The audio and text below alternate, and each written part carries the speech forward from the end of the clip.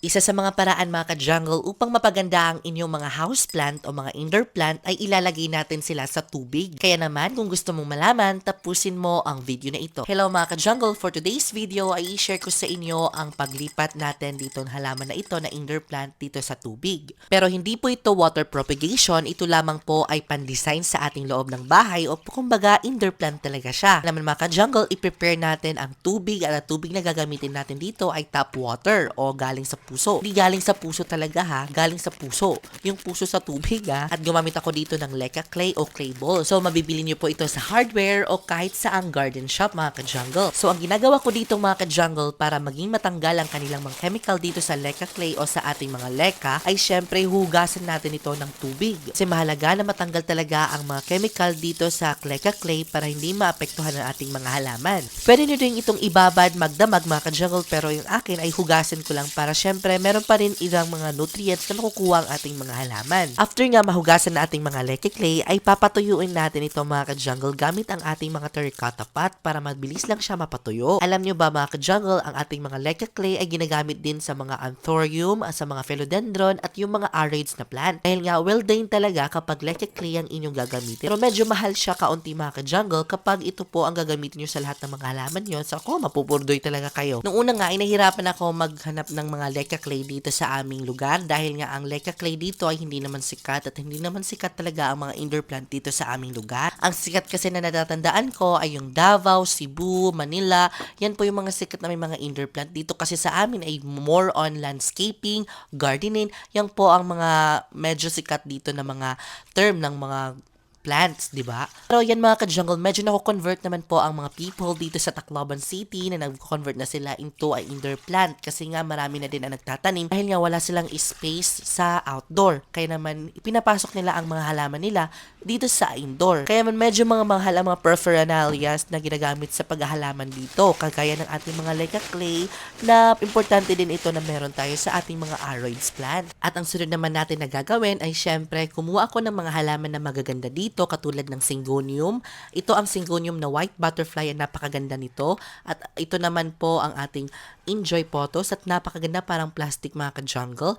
At ang sunod naman po ang ito po ang very common ang ating money plant. So ang gagawin po natin mga ka-jungle, since nakatinim po sila sa indirect soil at medyo madumi po sila, kailangan po natin ibabad dito sa tubig at tanggalin po ang mga dumi-dumi at yung mga soil nila para po ugat na lang po at makikita nila para maging maganda ang kanilang paglalagyan dito sa baso. Itong nililinis ko mga ka-jungle na halaman, ang tawag dito ay white butterfly o tinatawag na Syngonium podophyllum. Ang halaman na ito ay naalala ko pa na binili ko po ito 50 pesos lamang. At ang sunod naman nalilinisan natin ang ating enjoy potos. Naalala ko po noong una, wala pa ako nito nung nagsisimula pala ako maghalaman. At saka nagwa-wonder ako, bakit wala ako nito?